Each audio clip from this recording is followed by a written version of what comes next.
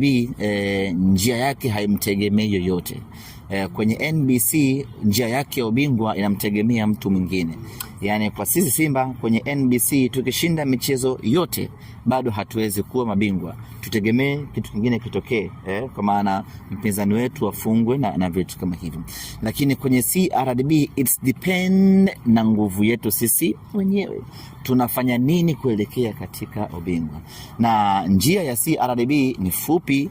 Tumebakisha michezo mitatu pekee tuweze kuwa mabingwa wa kombe la CRDB. Maana tumfunge TRA, twende nusu finali, tumfunge mwingine, twende finali, tumfunge mtu mwingine.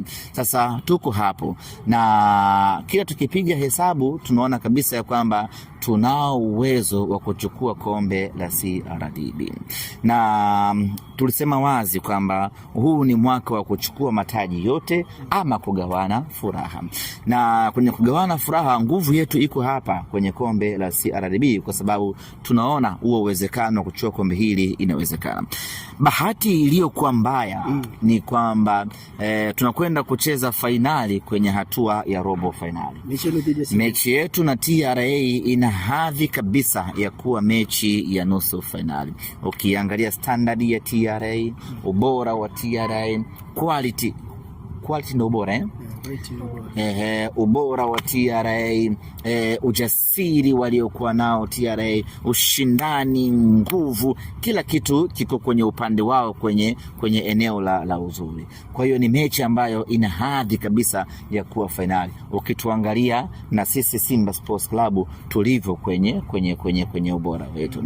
Kwa hiyo tunataka ubingwa wa CRDB, lakini sio mwepesi, kwa sababu mbele yetu kuna kigingi kizito ambacho ni TRA. Lakini yote kwa yote tutakwenda kupambana kwa kutumia nguvu, silaha na maarifa yetu yote. Twende tukapate matokeo, twende tukapate ushindi, tumtoe TRA na tufanikiwe kwenda hatua ya finali.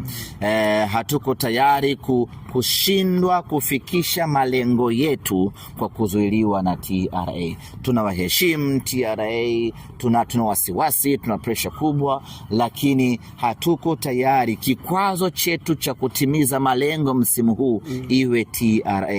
Tutafia hapa katika uwanja wa KMC, tutapambana hapa katika uwanja wa KMC, jasho letu litamwagika hapa katika uwanja wa KMC. Kama italazimika kumwaga damu, tuko tayari kumwaga damu hapa kwa ajili ya kupambana kuwatoa TRA. Tunataka ushindi kesho, mnyama aende nusu finali.